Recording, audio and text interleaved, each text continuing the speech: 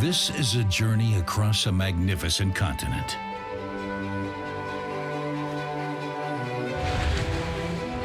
It's a journey through space and time.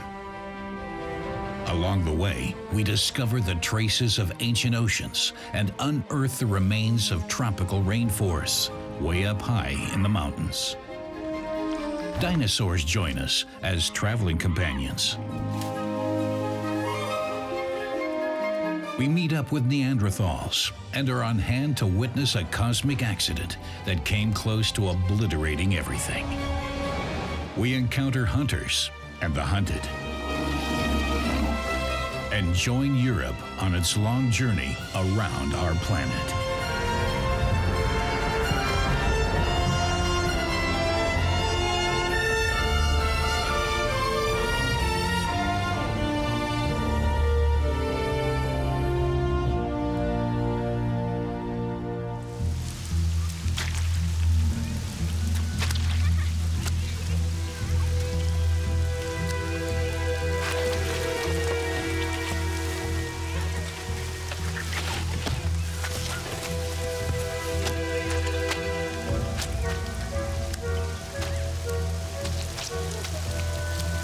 100 years ago, people were already aware of certain mysterious ancient animals. Again and again, evidence of a much earlier Germany surfaced, a place inhabited by strange creatures. This was just such a find from those prehistoric times, bone from a legendary animal. The age of the dinosaur had dawned. They would now call the shots for the next 150 million years.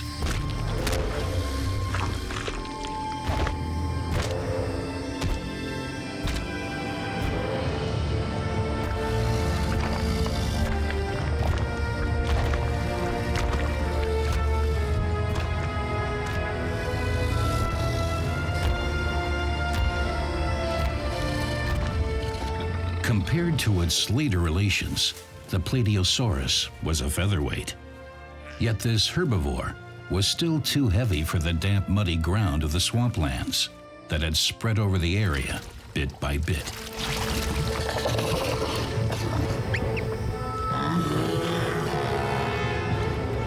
The thick, gooey silt swallowed them up like quicksand.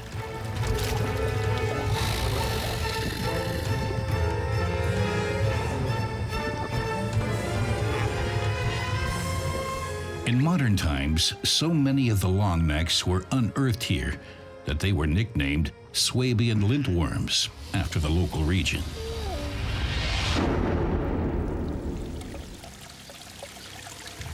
These creatures marked the beginning of the story of the dinosaurs. The bone was only the tip of the iceberg. But let's first take a big step back.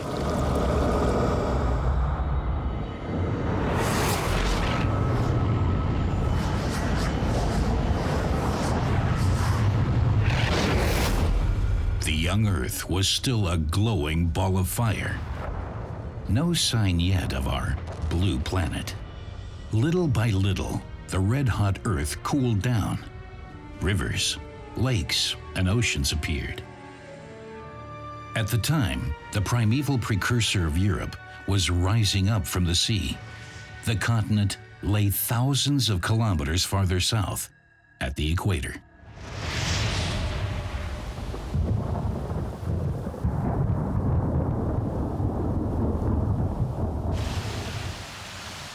Nowadays, this distant era is known as the Carbon or Coal Age.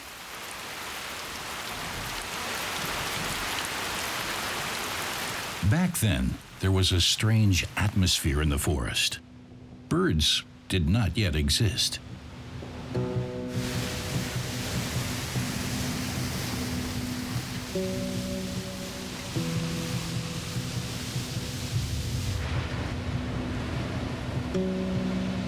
The climate was hot and humid. There was a surplus of oxygen. Higher, further, longer. The fern trees grew to heights up to 20 meters. Prehistoric giant centipedes could reach lengths of up to 2 meters.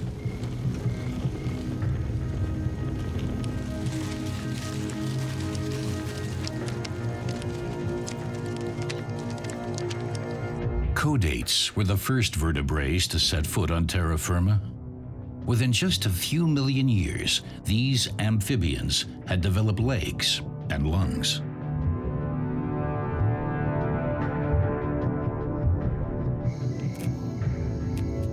And for the first time, animals took to the air. Giant dragonflies patrolled from above, with 4 individually controllable wings, like their modern ancestors. They were high-precision hunters.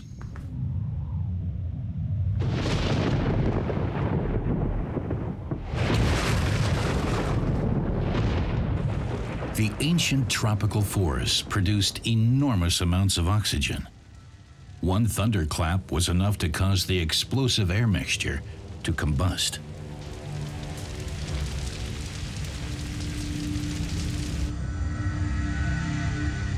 At this stage, Europe was situated at the intersection of 2 vast land masses. The collision of the two gave rise to a mountain range that could have been as high as the modern-day Alps, if it hadn't begun to crumble as soon as it had formed. The forest swamplands were buried beneath the debris of the mountains. Forests repeatedly grew up, only to be flooded once again by the ocean waters and covered with sand and rocky debris, a process that took millions of years. Cut off from oxygen, the plants didn't rot. First, they became peat, then lignite or brown coal, and finally, black coal.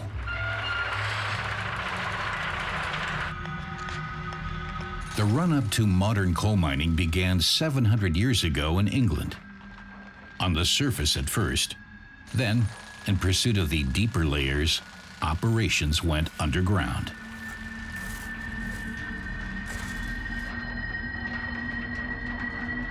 The energy originally stored in the plants was once again brought to light.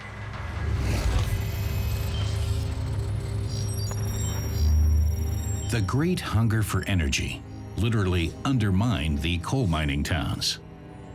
The ground below was soon crisscrossed with mine shafts and passageways.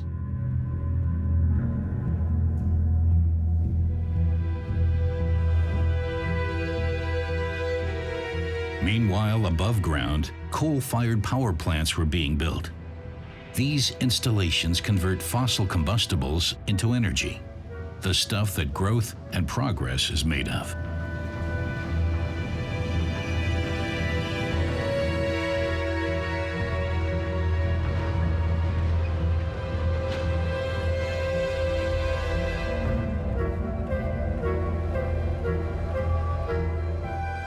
On the coal mine slag heaps, the primeval forest from down below once again becomes visible.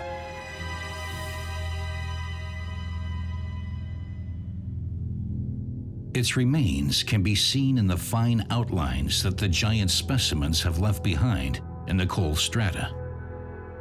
The huge fern trees have been immortalized in stone, as well as giant centipedes.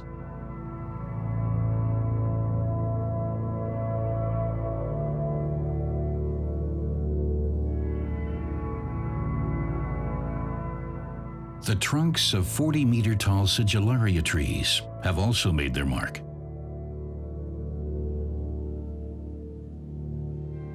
So too the dragonflies, which, apart from their huge size, are hardly distinguishable from today's version.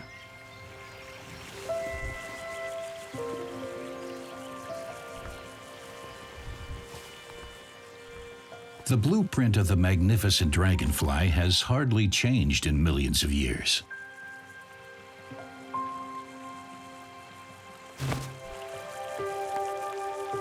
During growth, the young insect repeatedly casts off its extremely lightweight yet durable chitinous exoskeleton.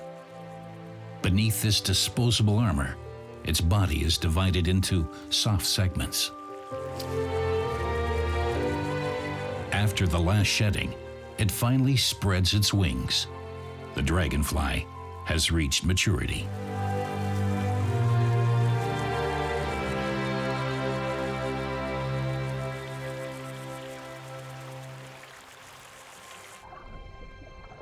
The descendants of the caudate have not reinvented themselves either. They still spend their childhood in the water, breathing through gills. Later on, they grow legs and lungs. Only then can they go on land. It's almost like watching evolution in fast motion.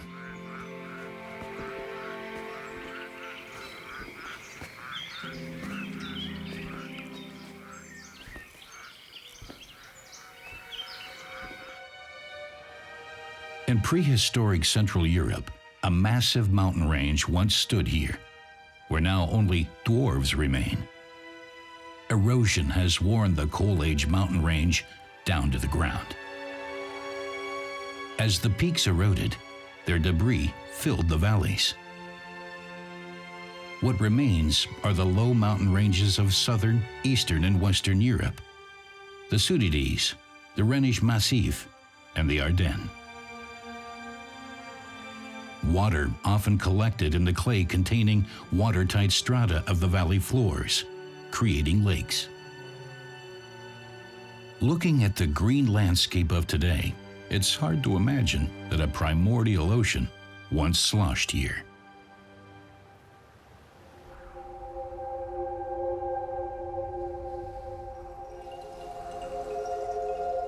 The Zechstein Sea covered a large part of the European continent, from today's Baltic states, across Poland, and all the way to the Netherlands.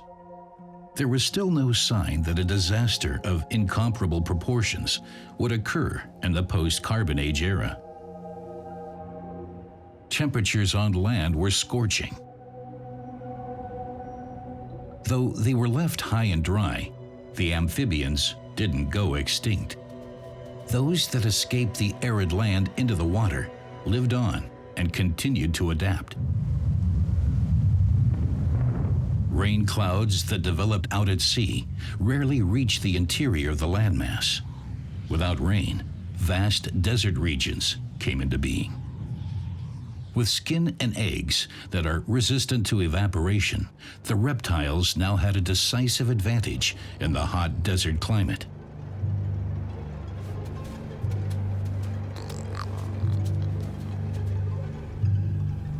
Over a period of 150 million years, mountain ranges were ground down, flooded by the ocean, then left to dry out again. What remained was a landscape of dusty valleys, cut through with deep rivers and streams. Mud skippers found their own ingenious way of gaining solid ground. Instead of lungs, they developed gill chambers, which they fill with water that they repeatedly enrich with oxygen by gasping for air. Mud skippers are not the link between fish and the four-legged creatures on land. Rather, they are proof that for almost every challenge, there are several solutions. It can take hundreds of millions of years for a given animal to make the transition from water to land. Crabs have also made the leap.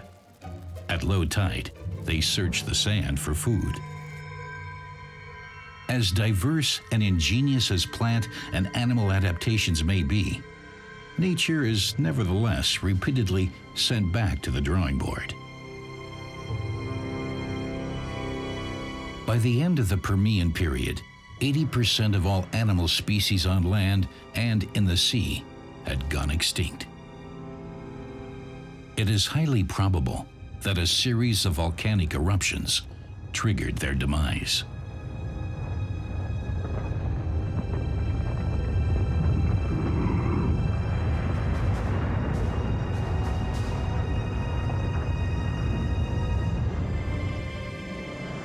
The climate descended into chaos.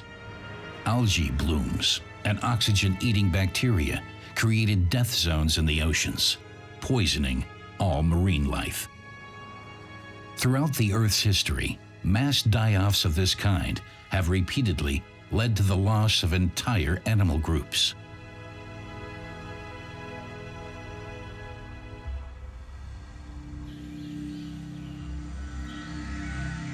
Even today, evidence of the prehistoric deserts is still omnipresent.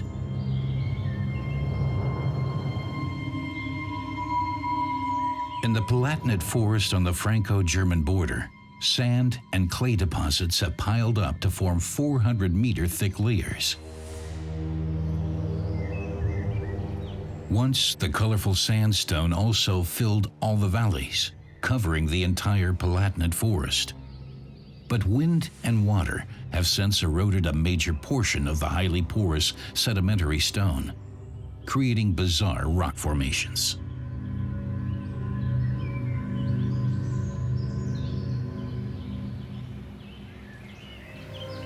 And the Palatinate forest isn't the only one in Europe that's changed. Across the continent, the giant fern trees have been replaced by other species: spruce, beech, oak, and pine. At first glance, this sea of trees seems empty and monotone, yet it's actually full of life and surprises. In the south of the continent, Mediterranean pine forests carpet the land. In Central and Eastern Europe, it's beech. And in the north, the taiga takes over. But though these forests might seem untouched, they ceased being real wilderness a very long time ago. Here, forestry and modern hunting shape the face of nature. White stork is one of the original inhabitants of the alluvial forests. Initially, a tree breeder, the birds first took to the rooftops and chimneys when human beings began to shape the landscape.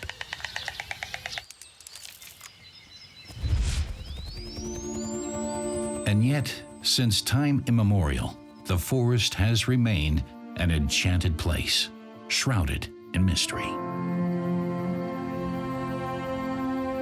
The deep, dark woods are a primary source of legends and fairy tales.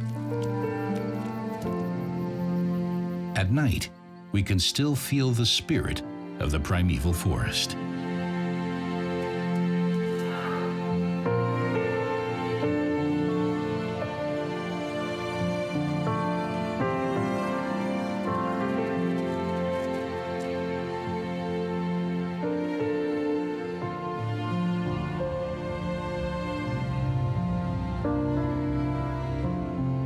In some places, however, the dream of the ancient forest has become a nightmare. For centuries, the prehistoric carbon stored in the Carbon Age forests has been rising into the atmosphere from smokestacks and chimneys, fueling climate change as well as industry. But rows of spruce have also been planted at some spots, creating fragile forest plantations.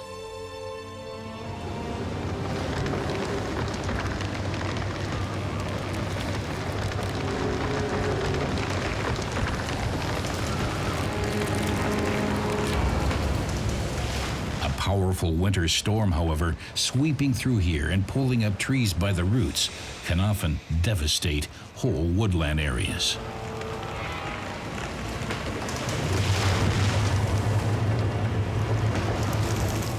When such natural disasters strike, we can only look on helplessly as years of reforestation efforts are toppled.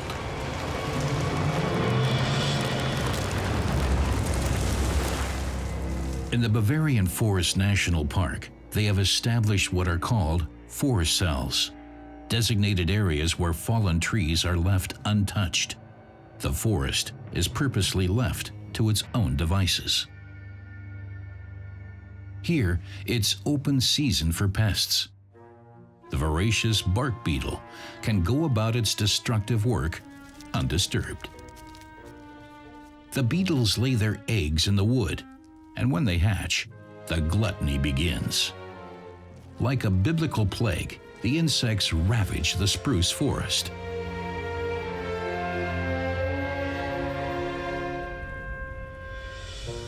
But every ending bears the seeds of a new beginning.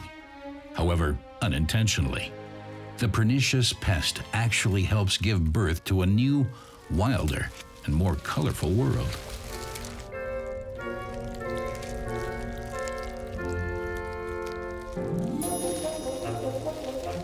Fungi contribute by decomposing the dying timber to create the virgin forest of the future.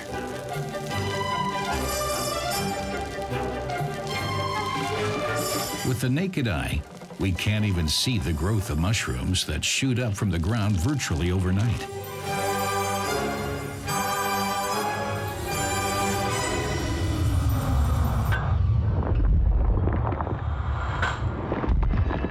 So it is all the more difficult to comprehend the slow pace at which life turns to stone. What looks like a standstill is in fact a state of constant change. Entire continents migrate, animal and plant species vanish, and new ones appear. But in our perception, the time spans are so enormous that we can only guess at the extent of the changes.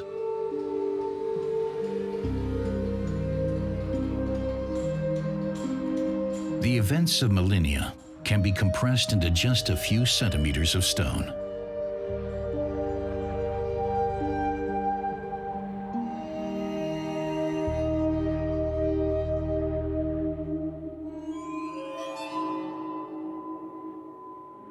At a rock quarry in Bavaria, evidence of prehistory is revealed. As the layers are excavated, silent witnesses from a bygone age repeatedly come forward. Back then, the region rested at the edge of a sea with flat lagoons along the shoreline. Underwater, coral reefs lined the coast. But above the waterline, things were getting restless.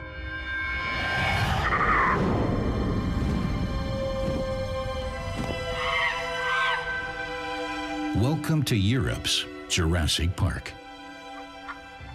In the Jurassic period, the dinosaurs had the run of the planet.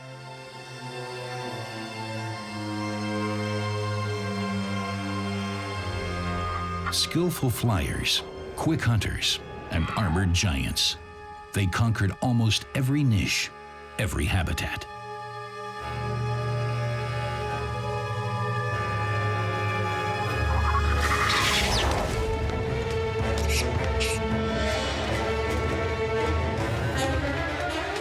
On the islands, which are mountains today, live speedy predatory dinos, like this Compsognathus, who like to eat his smaller relations.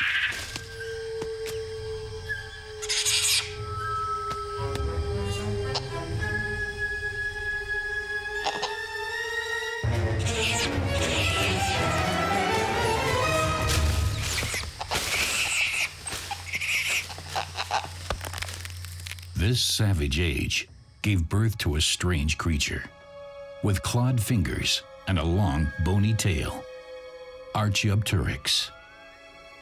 The first evidence of Archaeopteryx was discovered in 1860 in a chalk quarry in the little Bavarian town of Solnhofen.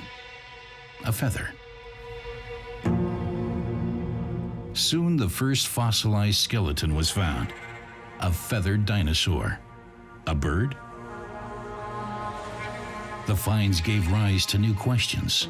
Charles Darwin had just published his theory on the origin of species. Soon the fossil was caught in an evolutionary tug-of-war. One camp saw it as evidence that birds came from dinosaurs. For others, it was an exotic anomaly, but definitely not a link between species. They were wrong. Every layer of Solnhofen limestone could bring a new fossil to light and cause a new stir.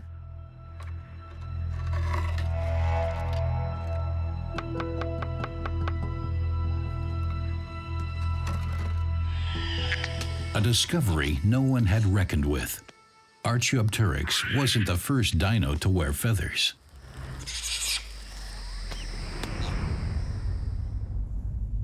But if the little predatory dinosaur's plumage wasn't airworthy, why did they have it? Nowadays, reptiles are cold-blooded. They sunbathe to store up warmth. Dinosaurs were believed to do the same, but the Jurassic creatures left nothing more than stone to go by.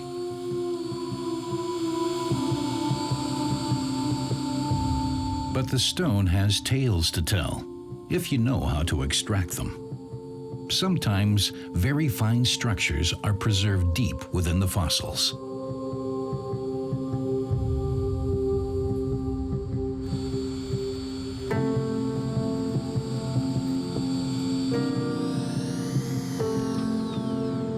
At Bonn University, researchers are looking at these microstructures.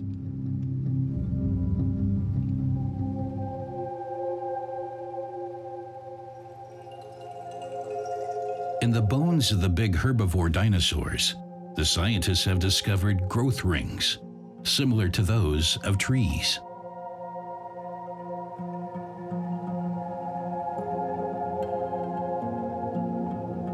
The core samples from the bones show that in many dinosaurs, the rings are spaced at large intervals. They must have grown quickly, as only warm-blooded creatures do. And so, history must now once again be rewritten. At least several species of dinosaur had little in common with modern reptiles. Feathered, two-legged dinos that warm their eggs with their bodies and feed their young. The similarity is no coincidence.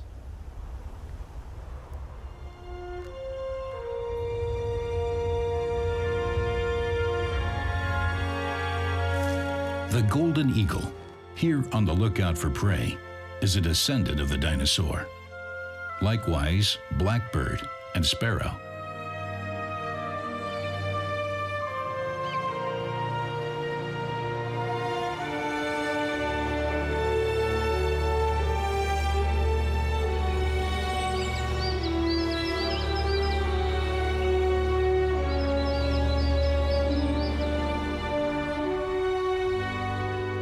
The eagle's habitat looks wizened, weather-beaten, full of wrinkles, as old as can be. The appearance is deceptive. The Alps are a relatively young mountain range that a mere 200 million years ago was still underwater. Today, traces of the former ocean are still encased in the Alpine Dachstein limestone. The mysterious imprints in the Dachstein Massif long posed puzzling questions. These are the descendants of the inhabitants of a warm ocean, from which the Alps had yet to rise up. Back then, much of the Alpine region still looked like a tropical underwater seascape. In the south, a deep trench separated the African and European continents. The sea filled this divide, and the beaches were lined with reefs up to 1,000 meters tall.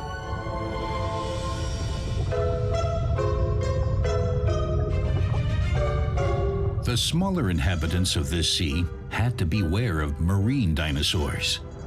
Even in the dark, the Alpine reef was not a safe place.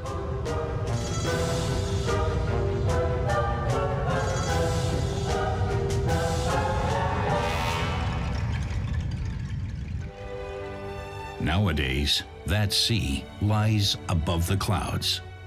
The seabed crumpled up into a mountain range. Once 1,000 kilometers across, it was pushed together like a concertina and is now just 100 kilometers wide. The craggy mountain landscape is the result of a collision of the two continents. Here, Africa pressed from the south against Europe. Unbelievably slowly, the Earth's crust splintered, crumbled, and piled up in layers. And so, from the bottom of an ancient ocean, the chalk Alps grew to great heights.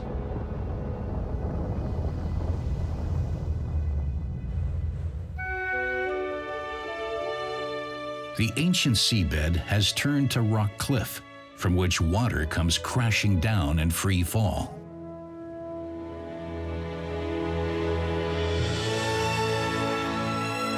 The constant force of the water wears the mountain away again, bit by bit.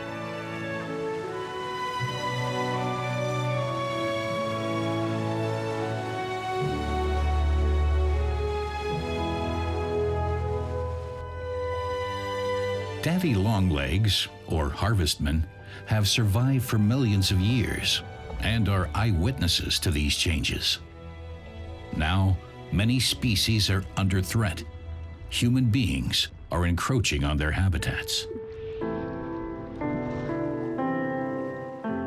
The underwater world of the Alpine lakes is no less mysterious than the prehistoric oceans.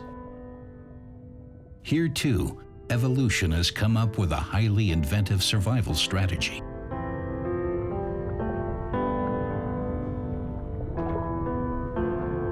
These clear but nutrient-poor lakes are home to the bladderwort. This ancient aquatic plant has a special way of meeting its dietary needs. To get enough nitrogen, the bladderwort supplements its diet with little crabs and worms. The tiny animals are trapped and then slowly digested in the bladder of the carnivorous plant. In the dinosaur age, the prehistoric precursor of the pike could also be found chasing through the waters.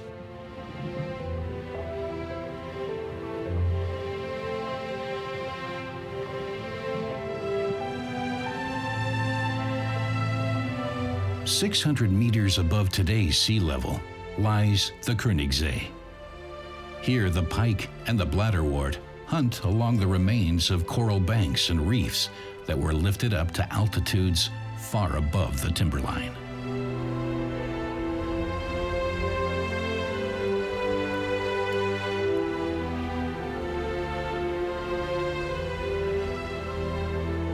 In just a few million years, the habitat has been transformed, and with it, the animal and plant kingdoms.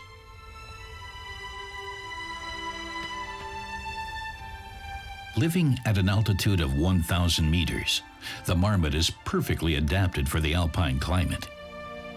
Unlike some other mammals, marmots are unable to pant to cool their bodies down. In a warmer climate, they would not survive the rigors of the constant turf wars.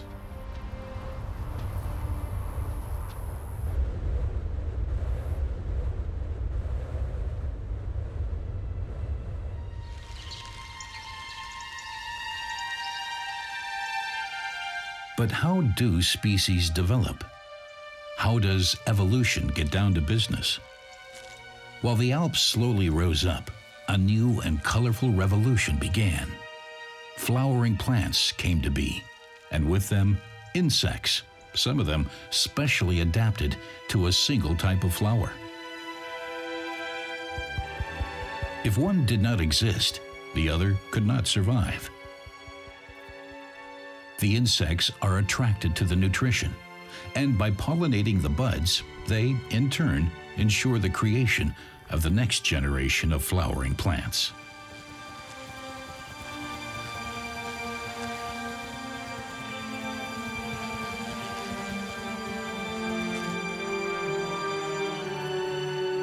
No one yet knows exactly how this interplay of mutual adaptation all began.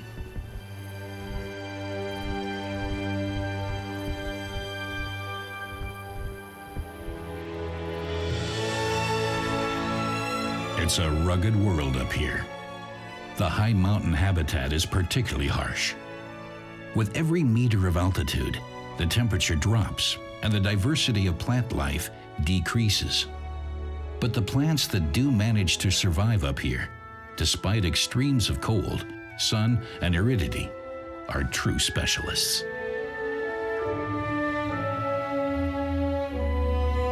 In this inhospitable realm, where almost no tree species can exist today, the Swiss pine thrives. They take their time growing and can live for up to 1,000 years. With their sinuous trunks and tough wood, they defy the storms and icy winds that often haunt these heights.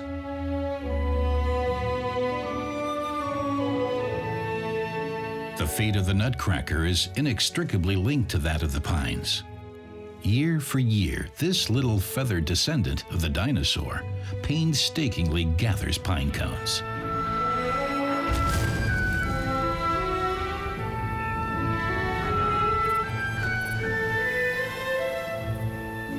In the fall, a single bird stows his stash in up to 6,000 hiding places.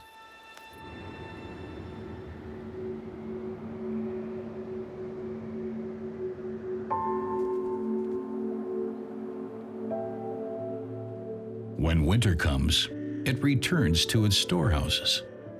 It can remember where most of them are, but not all. Many of the seeds in the forgotten caches sprout in spring, allowing new trees to grow. So the nutcracker doesn't just feed at the bountiful table of the Swiss pine. It also ensures the species' continued existence. A delicate balance of nature at the edge of the timberline.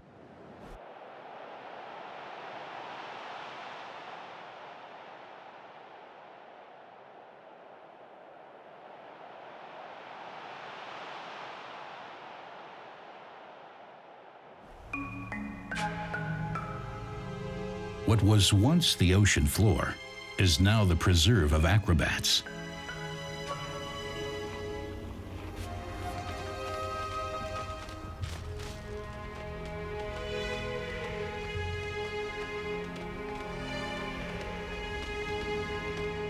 Under the watchful eye of the eagle, the young chamois blaze new trails.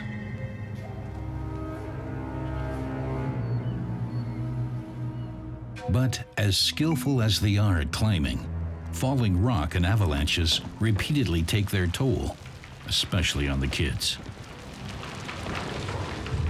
The eagles are immediately on the scene. Ibex and chamois risk their daredevil stunts on the precipitous rocky mountainsides in search of an essential substance, salt.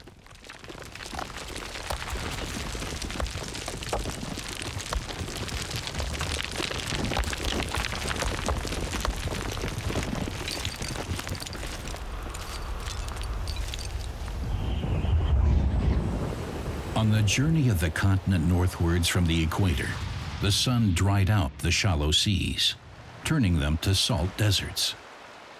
The Permian period oceans also left their traces here in the far south of Germany.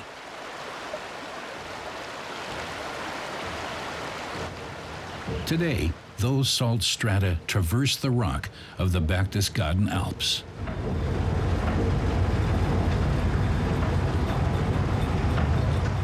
The salt rock veins extend kilometers deep into the mountains, and at some spots are up to 1,000 meters thick.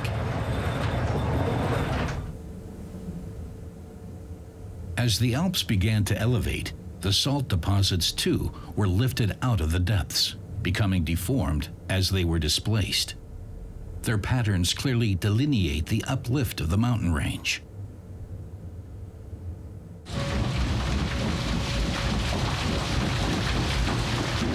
Salt has been extracted in Berchtesgaden for almost 500 years. The drills follow the salt veins in the mountain. From the tunnels, mine shafts extend deep down into the salt rock.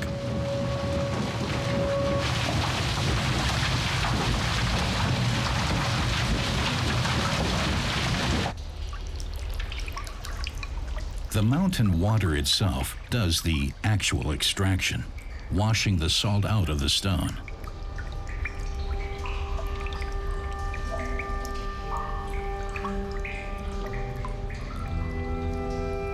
The brine is almost as salty as the water of the Dead Sea. The ancient cycle repeats itself. Water evaporates and precious salt remains.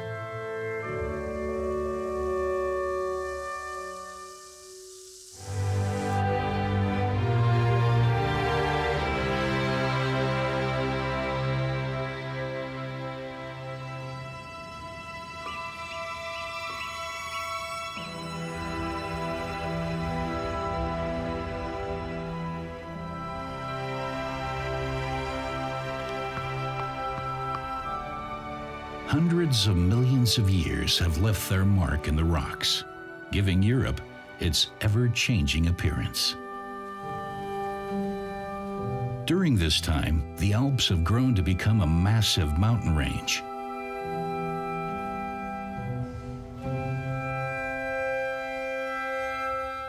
Their peaks are the highest point of today's Europe. And the Alpine Massif still continues to push upwards. But where there is a mountain range, there will also be constant assaults by frost, wind, and water.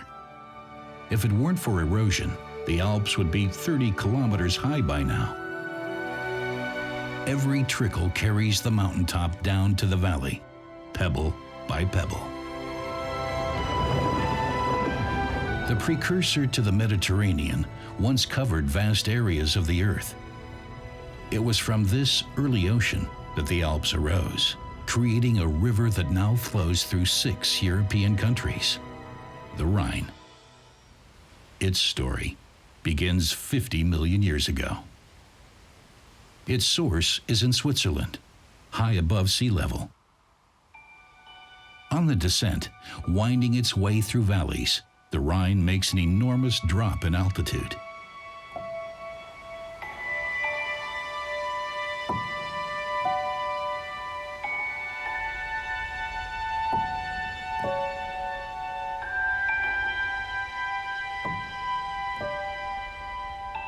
The Alpine Rhine carries along with it sand and detritus, the rubble of the eroding mountain range. Several million tons of it each year. It's all deposited little by little in Lake Constance. The river is thus filling a depression left behind by Ice Age glaciers.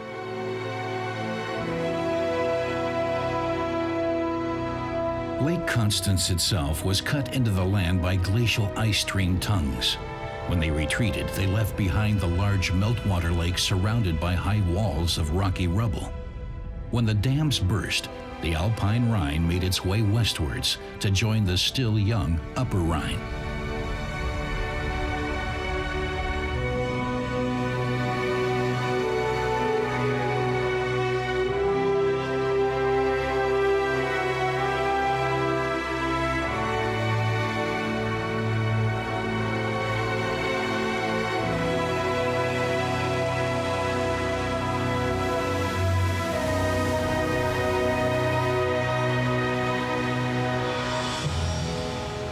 At the Rhine Falls near Schaffhausen, Switzerland, the second largest waterfall in Europe, up to 700 cubic meters of water a second come crashing down.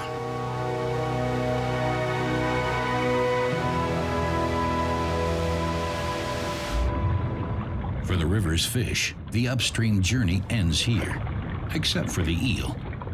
Its roots go back millions of years. From the evolutionary perspective, the eel is an old model, but one that is by no means outdated. It can leave its element to get past the Rhine Falls via the land route.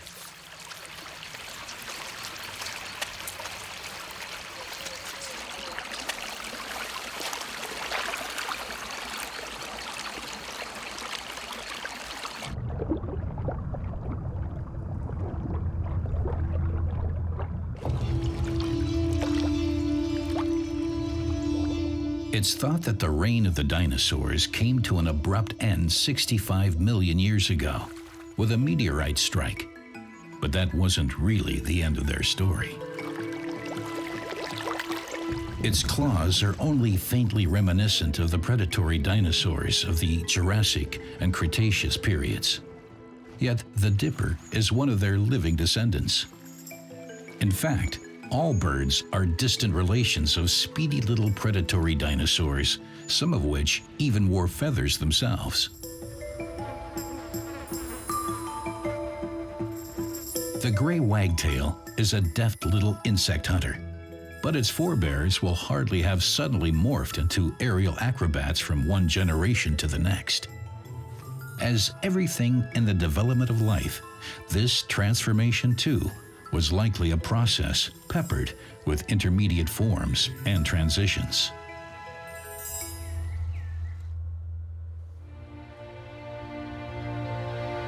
Just past Schaffhausen, the Rhine flows on into Germany, along the edge of the Black Forest. Woodlands famed far beyond the national borders. The shade of the mountain conifer is home turf for the wood grouse. The male is no flying ace, but he does boast impressive plumage. This shows the female that her suitor would be a healthy partner.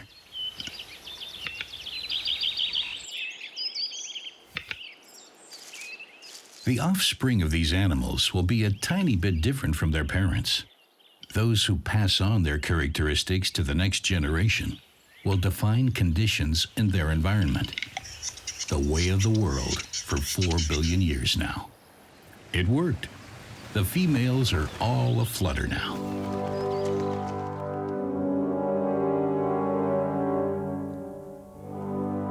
Some members of the plant kingdom have also survived the Earth's major mass die-offs.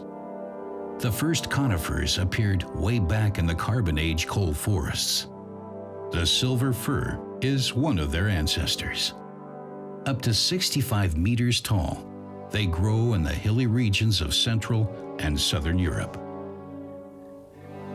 These trees are a living example of tricks that evolution has employed to great success since time immemorial.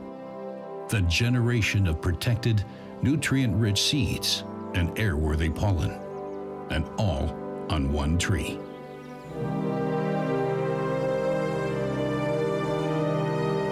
The source of the Wutak River is in the south of the Black Forest. Over millions of years, the tireless power of the water has slowly exposed the rock strata. The river cuts through the history of Europe, right down to the foundation stone of the Carbon Age mountain range. The environment is ever-changing. The view from above the Black Forest down into the Rhine Valley is like a window on the Earth's interior. Here, a continent was divided. To the west, the Rheingraben, or trench, opened up as a branch of the ocean, cut across Germany. 50 million years ago, when southern Central Europe was pushed up by the pressure of the Alps, the ocean retreated, leaving behind the upper Rhine.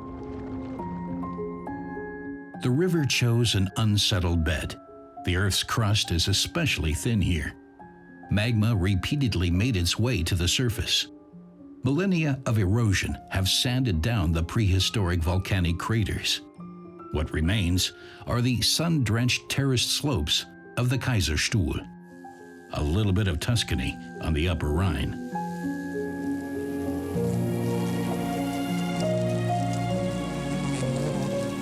The extinct volcanoes are a fertile ground for many life forms.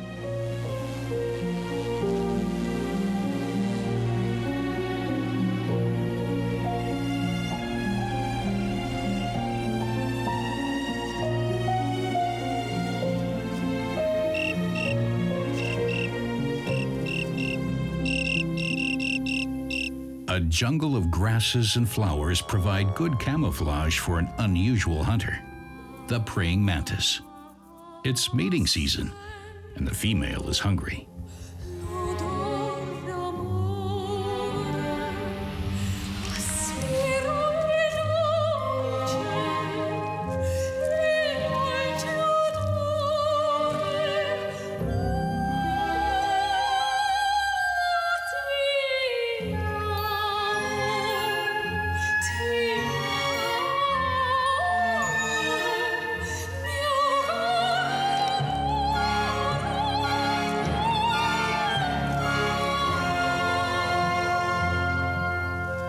The lizard is completely unfazed by the deadly rendezvous.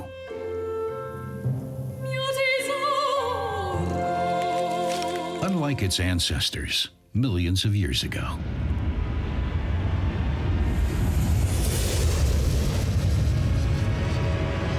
This collision put an end to the age of the dinosaurs.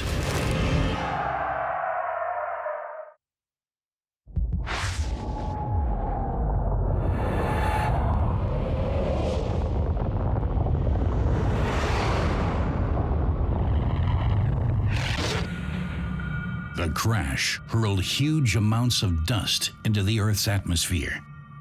The sun was hidden for months on end. Temperatures dropped significantly. More than half of all species were wiped out. Scientific debate over whether the meteorite strike alone caused the dinosaurs' demise will most likely rage on and on. But one thing is certain: the time for the mammals had come. In the shadow of the dinosaurs, the first mammals appeared, little unassuming creatures. With the giant reptiles out of the picture, the way was now clear for them.